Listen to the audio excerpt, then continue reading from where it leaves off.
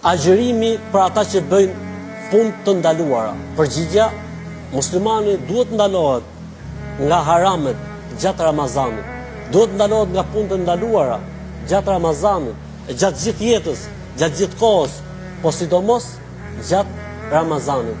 Po nëse ndodh që dikush e ka një punë të atill që nuk e lën dot për 1001 arsye dhe i duhet këtij njeriu dhe ta agjërojë. A duhet ta agjërojë? A i lejohet që ta agjërojë? Përgjigja, muslimani duhet ta agjërojë. Edhe nëse bën diçka që është e ndaluar apo haram, agjërimi nuk bie si obligim. Agjërimi nuk bie si obligim.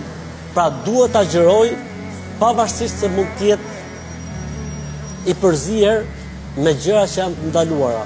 Agjërimin nuk duhet ta diskutojnë.